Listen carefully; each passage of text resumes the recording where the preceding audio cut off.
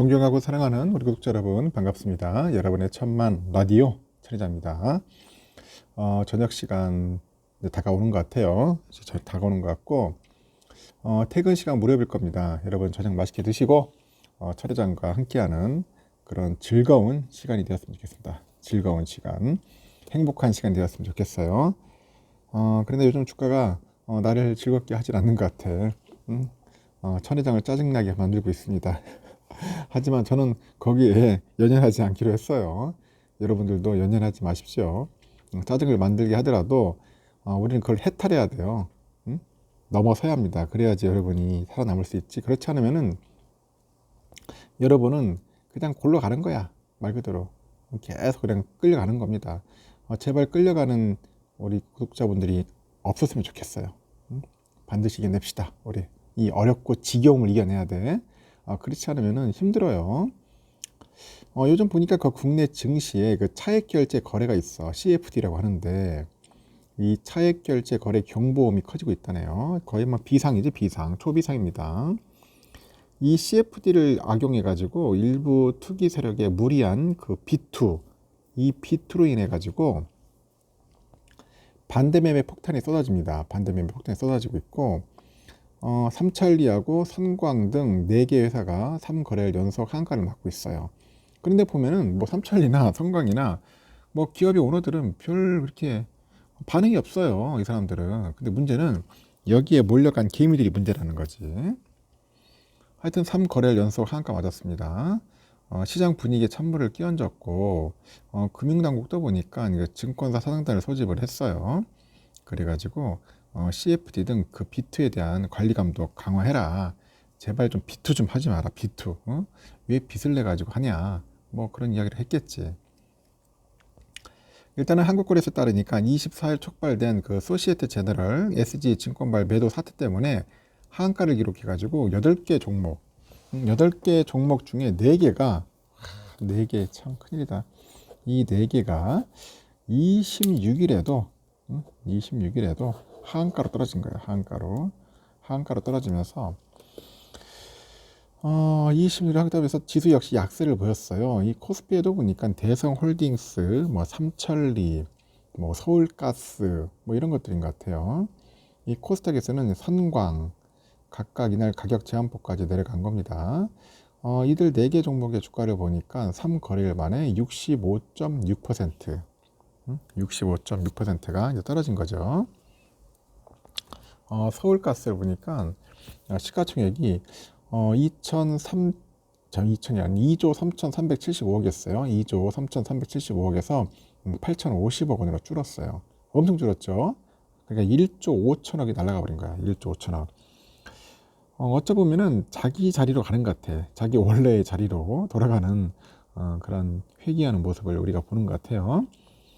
CFD 등 그 비투가 증시 악재로 이제 부각이 되다 보니까 코스피하고 코스닥은 5거래일 연속 하락을 할 수밖에 없겠죠. 코스피도 전날보다 4.19포인트 하락을 했어요. 2484.83, 0.17% 빠졌으니까. 코스닥은 8.27% 정도 내려서 830.44 이렇게 각각 장을 마감을 했습니다. 이렇게 비트 공포를 키운 CFD에 대한 문제의식도 이제 확산하는 양상이라고 합니다. CFD는 일부 증거금만 납입한 뒤에 뭐 주식이나 채권 등 실제 그 기초자산을 보유하지는 않고요. 그 기초자산의 가격 변동에 따른 차익만 결제하는 일종의 장외 파생 상품이랍니다. 장외 파생 상품이라고 하죠. 예를 들어서 삼성전자 주식을 주당 한 6만 원에 한 1만 주 사려면은 그 매매 대금 6억 원이 필요하답니다. 6억 원이 필요한데 하지만 CFD를 이용하니까 그 매매 대금의 40%인 2억 4천만 있으면 할 수 있어. 1만 주. 왠지 끌리죠. 6억이 필요한데 40%만 있으면 되는 거야. 2억 4천만. 나머지 대금은 증권사가 빌려줍니다. 증권사가 빌려줘. 그 이후에 이제 삼성전자 주가가 10% 올랐어. 그럼 6만 6천 원이 되겠지. 6만 6천이 되면은 이 CFD 투자단은 상승분 있죠. 상승분 6천만 원. 이 상승분 6천만 원에서 증권사에 빌린 돈의 이자를 제외한 금액을 수익으로 가져가는 거야. 수익으로.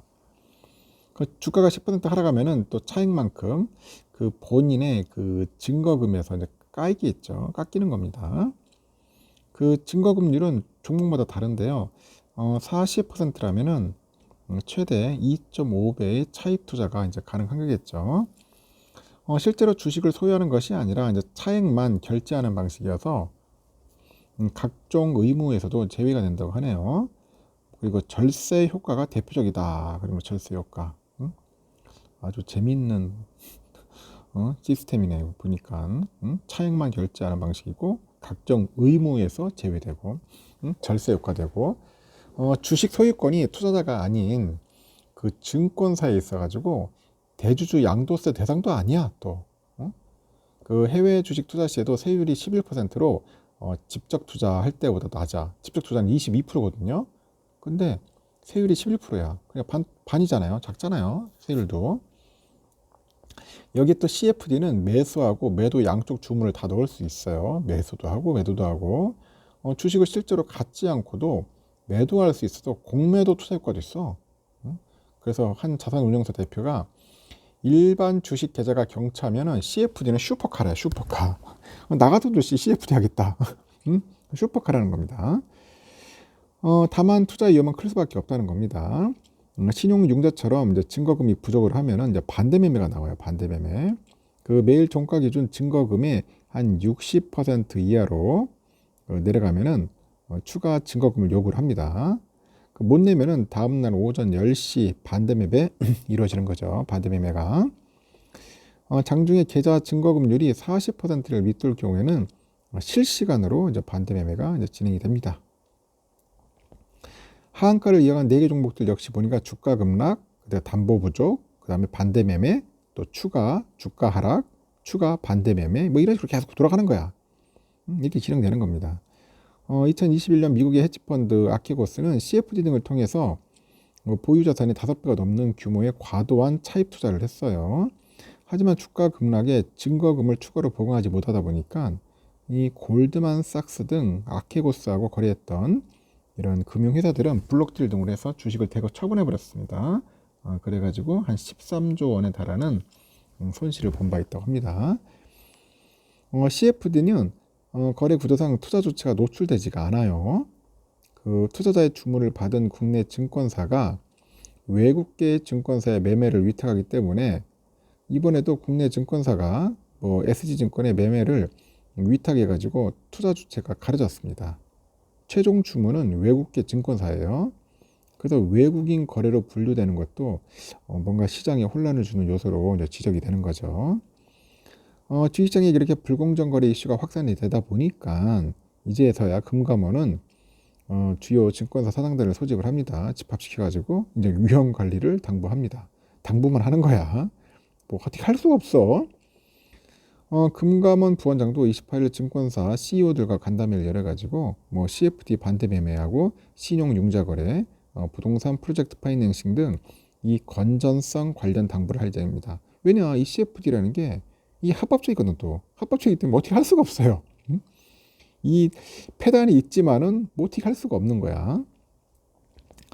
한편 또 금융이랑 검찰은 뭐 SG 증권발 매도 사태 관련해서 이제 수사의 속도를 내고 있다고 하는데 금융위가 이제 통상적인 절차를 거쳐서 이제 사건을 통보하기에는 뭔가 사태가 위중하다고 보고 이 조사 초기부터 협력의 폭을 넓히는 모양새입니다. 협력의 폭을 넓히는 모양새다.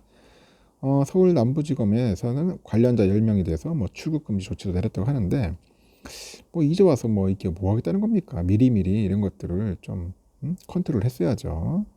그리고 좀 잘못된 부분, 약간 좀 폐해가 될 부분들은 미리 사전에 발견을 해가지고 이 조치를 했어야 돼요. 예방을 했어야 하는데 이렇지 않다 보니까 결국은 이런 꼴이 생기는 겁니다.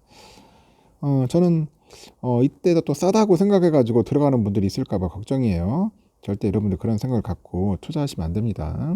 한번 이게 한가 맞기 시작하면 계속 떨어져 나가는 거예요.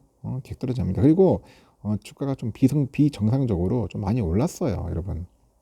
올랐습니다. 내가 볼 때는 계속 올랐거든. 꾸준하게 일부러 만든 거예요. 결국은 보면 전략적으로. 그러다 보니까 결국 이런 꼴이 생긴 거다. 주가라는 게 그렇지 않습니까? 오를 때도 있고 떨어질 때도 있고 이게 이렇거든. 계속 이게 뭔가 변동성이 있다. 이게 굴곡이 있단 말이야. 계속 뭐 올라가니 뭐 응? 일구를 만들었어. 아주 기가 막히게. 응? 아주 작전꾼들한테 완전 당한 겁니다. 하여튼 우리는 절대 이런데 발을 담궈서는 안 됩니다. 알겠죠? 여기까지 하겠습니다. 여러분 항상 늘 조심합시다.